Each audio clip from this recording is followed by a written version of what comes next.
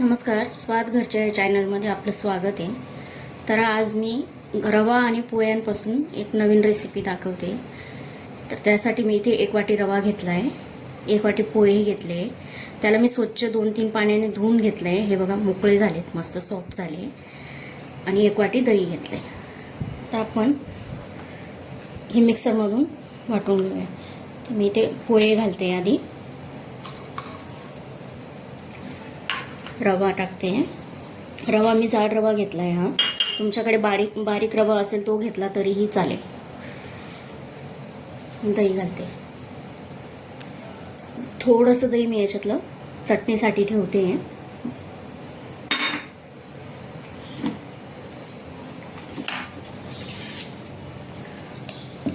हे बघा मी मिक्सरमधून वाटून घेतलं आहे त्याला. आता पोहे, रवा आणि दहीला त्याच्यात मी पाणी नाही टाकलेलं. जे आपलं दह्याचं होतं त्याच्यातच झालेलं आहे. नंतर पाणी ॲड करणार आहे आपण त्याच्यात.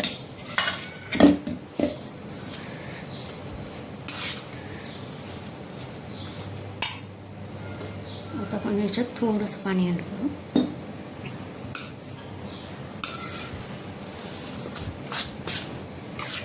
थोडं सॉफ्ट होईल मस्त ते आणि फ्लफी होईल. जसं जसं ते सॉफ्ट होईल तसं ते फ्लफी होईल मस्त. आणि मग आता गरज लागली तर आपण पुन्हा पाणी त्याच्यात टाकू. थोड्या अंदाज घेऊन पाणी टाका. एकदम पाणी नका होतो. नेहमीचे ते पोहे आणि उपमा खाऊन जर कंटाळा आला असेल तर ही रेसिपी नक्की ट्राय करा. मुलांना तर खूप आवडेल.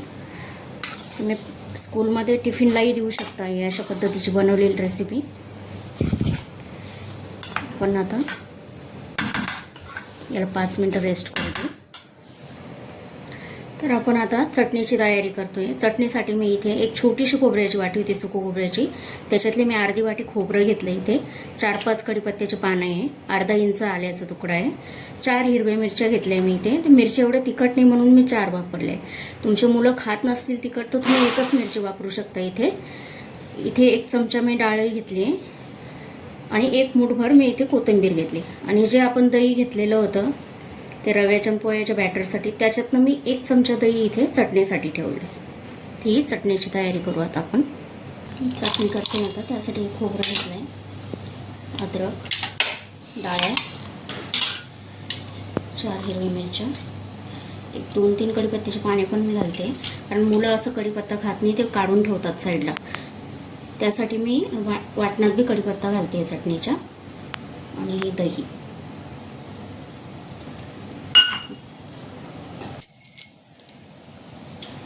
अर्धा चमचाला थोडंसं कमी मी मीठ घातलं इथे. आणि थोडीशी साखर घातली. आपली चटणी झाली आहे वाटून. त्याच्यात मी आता तडका देते. थोडीशी मोहरी घालते याच्यात, थोडंसं जिरं, कढीपत्ता घालते थोडा, थोडासा हिंग घालते. तडका बनवण्यासाठी आपली चटणी रेडी आहे. आता आपण आता ते बॅटरकडे जाऊ. हे बघा आपलं बॅटर मस्त झालं आहे. रवा पण सॉफ्ट झाला आहे मस्त आणि ते फ्लफी झालं आहे, फुललं आहे थोडं. थोडंसं पाणी टाकते मी याच्यात आता आणि त्याला मिक्स करून घेऊ आपण. रवा फुगला आहे मस्त, आपला सॉफ्ट झाला आहे. त्याच्यामुळे ते बॅटर मस्त फ्लफी झालं आहे बघा. अजून आपण याच्यात काहीच टाकलेलं नाही आहे, ना मी सोडा घातला आहे ना इनो घातले आहे. ते आपलं बॅटर बघा किती छान झालं आहे. त्याच्यात आता आपण थोडीशी मिरीपूड घालते मी, कारण आपण हे प्लेन ठेवलं आहे. त्याच्यात आपण मिरची वगैरे काही टाकलेली नाही आहे. अगदी थोडीशी ब्लॅक पेपरची पूड घालते मी याच्यात, मिरीपूड. 1 छोटासा टीस्पून घालते मिरीपूडचा. आणि 1 चमचा मीठ घालते मी इथे. त्याला आपण मिक्स करून घेऊ व्यवस्थित.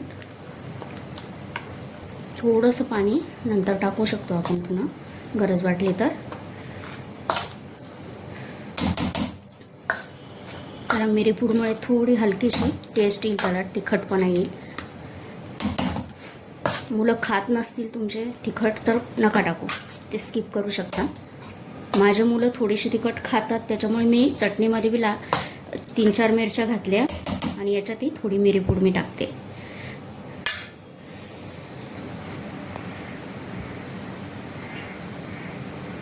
याच्यात मी थोडंसं सोडा टाकते, 1-2 चुटकी फक्त, जास्त सोड्याची गरज नाही आहे. थोडंसं त्याला फ्लफी होण्यासाठी आपलं बॅटर, आणि थोडं पाणी टाकून त्याला ॲक्टिवेट करायचं. एकच डायरेक्शनमध्ये फिरवायचं.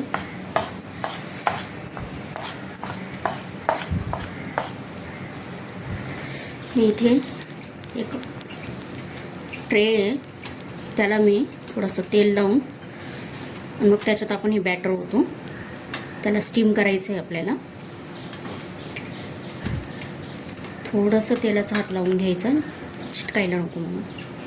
तसं ते इझिली निघतं, पण थोडं तेल लावलं तर ते अजून व्यवस्थित निघतं. त्यासाठी आपल्याला थोडंसं तेलानं ग्रीस करायचं आहे त्याला.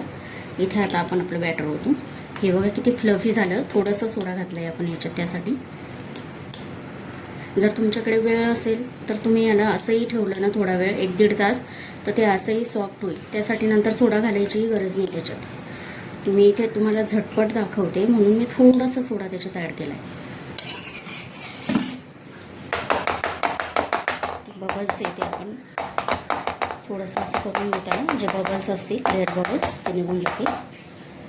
तर इथे मी कढईमध्ये थोडं पाणी ठेवलं आहे, त्याच्यात स्टँड ठेवते आणि ते स्टँडवर याला आता हे ट्रे ठेवतो स्टीम.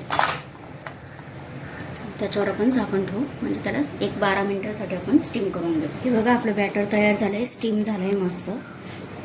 आता याचे आपण स्लाईस करून घेऊ. तुम्ही पाहिजे तशा आकारात याला कट करू शकता. याला तुम्ही ढोकळा म्हणू शकता, रव्याचे पोळ्याचे कटलेट म्हणू शकता, सँडविच पण म्हणू शकता, पाहिजे ते नाव देऊ शकता. मला कमेंटमधून सांगा की याला काय नाव द्यायचं ते. आणि त्याच्यात थोडीशी आता मोहरी घालते.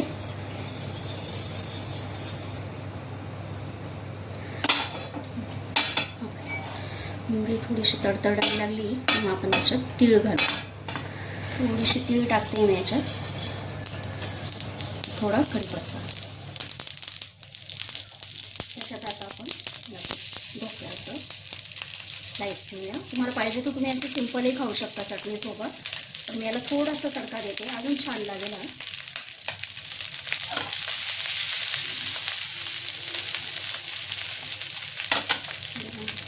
आणि रव्यापासून बनवलेला नाश्ता तयार झाला आहे. मी याला ढोकळा म्हणू शकता, सँडविच म्हणू शकता किंवा कटलेट म्हणू शकता, पाहिजे त्या आकारात कट करू शकता. चवीला खूप छान लागतो, मुलांना आवडेल नक्की. व्हिडिओ आवडला असेल तर व्हिडिओला लाईक करा, शेअर करा, सबस्क्राईब करा. धन्यवाद.